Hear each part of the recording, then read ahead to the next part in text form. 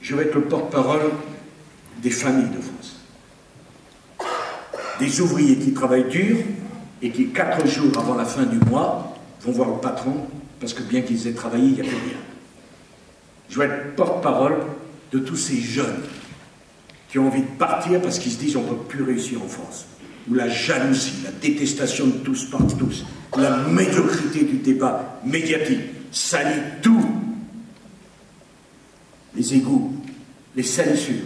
Je veux leur dire non, on va faire de la France le pays où on peut innover, on peut créer, on peut espérer, on peut assurer sa promotion, la sienne et celle de sa famille.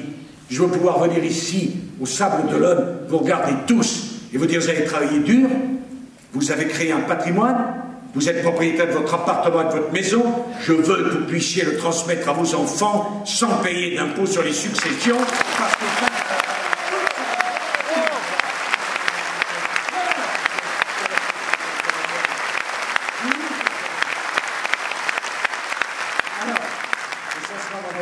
Parfois on me dit, tu le feras? Il y a une dame au premier rang. Revenez demain avec moi, on va faire un numéro tous les deux. Vous savez, mes chers amis, peut-être l'avez-vous senti. Si je le dis, c'est que je le pense. Mais moi j'ai le courage de le dire. Vous pensez que ceux qui ne le disent pas le feront plus que celui qui le dit? Moi, ma stratégie, elle est très claire. Tout dire avant, pour tout faire après. Parce que je veux tout donner à la France. J'ai besoin de votre soutien, de votre mobilisation, parce qu'ensemble, on va leur démontrer que la France, c'est pas fini.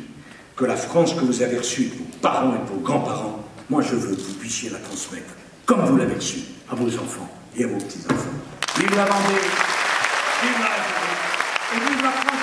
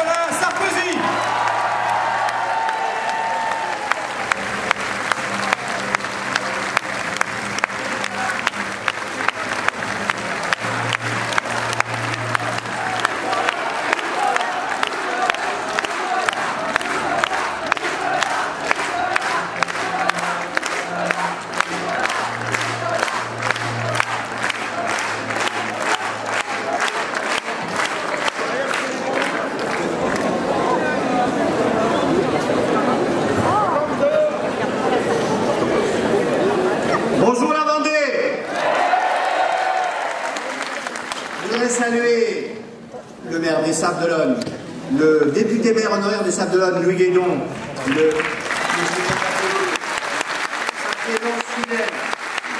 député Alain Leboeuf, Philo Vinet, président du conseil départemental, mon ami le conseiller départemental Gérard Faugeron, tous les élus, conseillers départementaux, conseillers régionaux, maires adjoints, conseillers municipaux de Vendée et de Navarre. Je voudrais saluer également le président du conseil régional, Bruno Retailleau,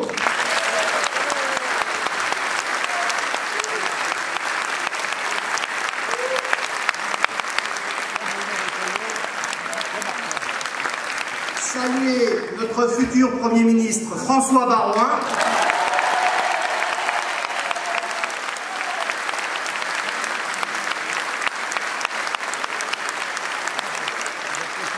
Et permettez-moi, en votre nom à tous, de souhaiter la bienvenue à notre candidat, à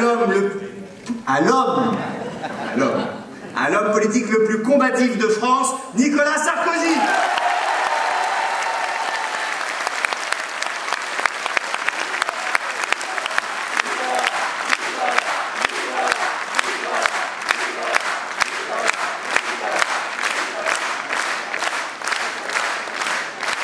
De ces récidivistes, de ces multirécidivistes, de ces bandes, de ces voyous, de ces délinquants d'habitude sans être immédiatement traités de sécuritaires?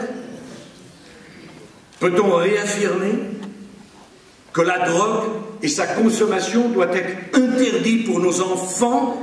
C'est un tel drame sans être immédiatement taxé de liberticide, comme si un jeune qui tombe dans la drogue à la moindre liberté que ce soit? Peut-on parler de l'histoire de France? Des Gaulois?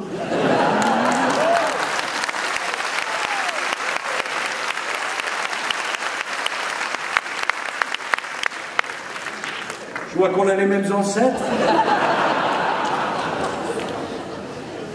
Sans être taxé de populisme?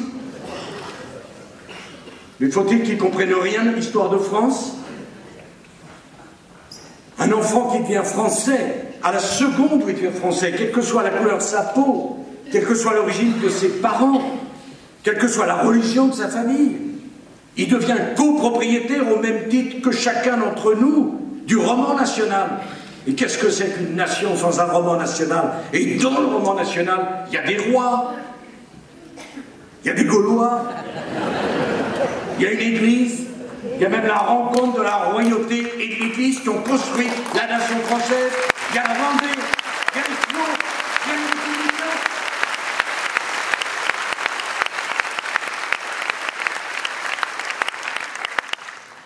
Alors je sais que la mode, c'est que la mission de l'école, on a trouvé, c'est que nos enfants ne s'ennuient pas.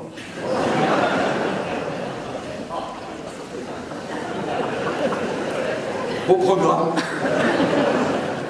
Parce que nous, on sait que quel que soit l'amour qu'on a pour son métier, il y a des jours où c'est difficile.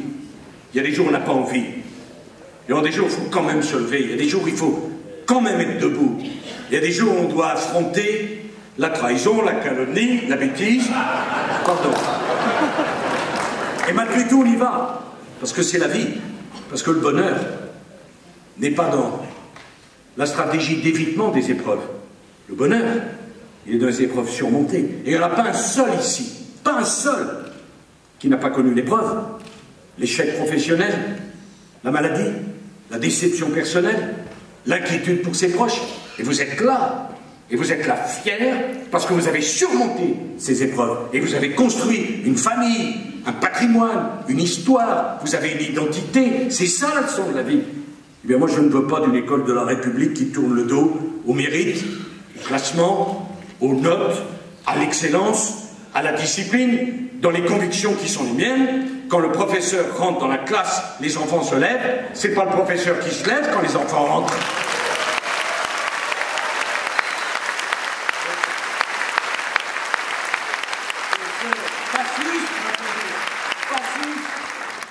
Travailler dans une maternité, bien sûr c'est prestigieux de servir dans un service qui guérit. Mais moi je veux dire que j'ai un respect immense pour ces personnels de santé, pour ces médecins qui accompagnent ceux qui sont condamnés, qui sont au bout du bout dans les soins palliatifs. Il y a 10% de lits par rapport aux besoins qui sont les nôtres. Parce qu'une civilisation, elle ne se juge pas à la façon dont elle traite celui qui est jeune, qui est beau, qui a un emploi, qui n'a pas de problème, mais celui qui est faible, qui est petit, qui est fragile, qui est malade, qui est vieux, et qui ne peut pas s'en sortir. Voilà, moi ce que je pense que c'est la conception de la société française. Ça peut être bizarre. Je parlais de la mort dans une campagne pour les primaires. Mais mes chers amis, que serait la vie sans la mort? Et ce rendez-vous qui est incontournable, sans faire parler Pascal, Moi, je veux que jusqu'à la dernière minute, on se sente respecté comme un être humain. Pour moi, l'un des plus beaux mots de la langue française, c'est le mot héritage. On passe le témoin. On est tous des héritiers. On a reçu en héritage un pays, on a reçu une éducation, on a reçu l'amour de ses parents et on le transmet. C'est ça le respect que l'on doit. Tout le monde parle de la solidarité. Il n'y a pas un discours sans mot solidarité. Moi, je dis la solidarité pour les plus vieux, pour les handicapés. Et la solidarité n'est pas simplement sociale. Elle est là, à ce moment de la vie, peut-être le plus important, qui est la fin. Et si chacun d'entre nous, on pourrait se dire, voilà la société, la vision que j'ai, la société française, c'est une société où au bout, je serai respecté. Même si je suis seul, même si je suis pauvre, même si je suis vieux, même si je suis malade, respecté. Voilà ce que je pense de ce que doit être la vision de la société qui est la nôtre.